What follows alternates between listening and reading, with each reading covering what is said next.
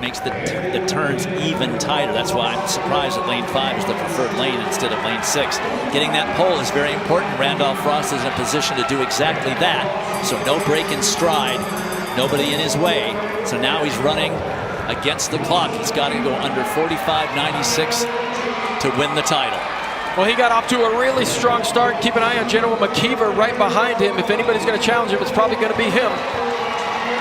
Ross is clear on his own, digging for it, no question about that. We might see a time under 45 seconds. Yes, 44.61. He certainly gave it a run. Just missed by 0.09 of a second on a track that I really didn't think could yield a time like that. Well, he went to another gear to start that first lap, but what you saw probably was what he is better at than anybody else in the country is that finish. He just comes on like a freight train in that last 100 meters. Look, there's nobody around him, nobody pushing him. Puts his head on a turn and then just pumps his arms all the way to the line. We saw him do this at the NCAA Outdoor Championships and the Olympic trials as well.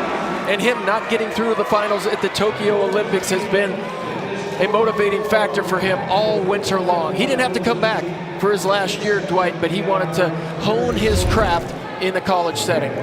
Well, under all circumstances, that's the third fastest time ever run. Michael Norman's record was never ratified, but it's still a world best. Randolph Ross at 44.62 wins by a ton over second place Ncaa, McKeever, and Ross is downstairs with John. Yeah, that was a dominant performance, even though it went over 2 sections. Makes me think that you were jaking a little bit in the semis because you ran a whole full second forward. What's the hardest part of running that time? Well, it was the second lap. In this track, we know the first lap. Well, the track's a little slower, so we got to work harder on the first lap. But the second lap starts to be fast regardless. So it'll be the last 100 meters. We're not going to take up much of your time. We know you got the 4x4 and a chance to win a national championship. Congratulations. Go get ready for that one. Thank you. It goes unsaid that that's a lifetime best for Ross at 44.62. And if you run that time outdoors, you're doing some moving.